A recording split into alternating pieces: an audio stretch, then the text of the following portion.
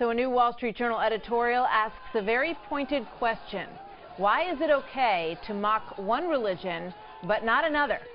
Quote, this is the take on it. In the consensus view of modern American liberalism, Bret Stephens writes, it is hilarious to mock Mormons and Mormonism, but outrageous to mock Muslims and Islam. Why?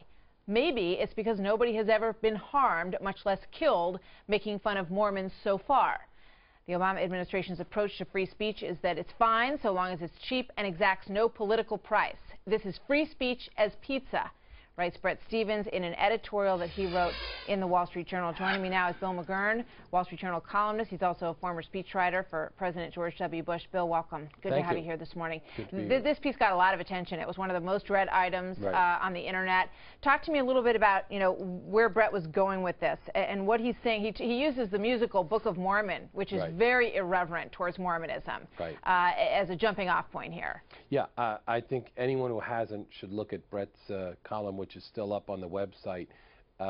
He focused on liberalism, Mormonism, and Islam, and pointed out that when you write a musical poking fun at Mormons, you win Tony Awards and you're celebrated, for your daringness and your edginess. But that's not the case with Islam. When you produce a film on Islam, all of a sudden you get sheriff's deputies at your door and so forth, and you have the State Department apologizing for it and other officials naming you. It goes to show what another former colleague of mine once said: behind every double standard is a single standard. Let's look at a quote that came out from the Church of the Latter-day Saints in response. They weren't happy, of course, about the Book of Mormon, which, as I said, is very irreverent. And if you need to see examples of what happens in it, you can read Bret Stephens' piece, some of which is, he points out isn't really television talk.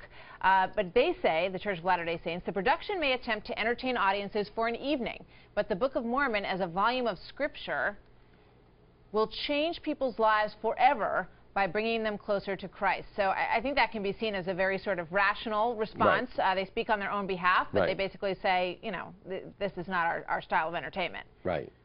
Look, it's not just Mormonism. It's evangelical Christianity, Catholicism, Judaism. These are the favorite subjects of attack, from Hollywood, from, much of liberal America. And not only are they attacked, for example, when there was that Madonna splattered with dung at the Brooklyn Museum under Giuliani. I mean, they win awards and they get celebrated. It's amazing they get celebrated for their edginess and their daring at the same time they win plaudits and awards. But when it comes to Islam, they're silent. Now, look, I'm a person, I don't believe people should be writing things just to be offensive to religion. I don't think the answer to what these mobs that you're showing are doing is to insult the religion of Islam. But let's not indulge a lot of these fake pieties. It's interesting. In the piece, Bret points out, he quotes who he calls the closest thing that Sunni Islam has to a pope, sort of a central leader. And he says that he praises Hitler for exacting divine punishment. I mean, he's asking for, he's saying if Islamists want this kind of respect, this sort of completely, sort of perfect ability to never, ever be ridiculed in any way, should we not ask that they also return that kind of respect for other religions in a broader way? Yeah, look, I think that we shouldn't even mention this film, which almost no one on, rioting across the Middle East has seen.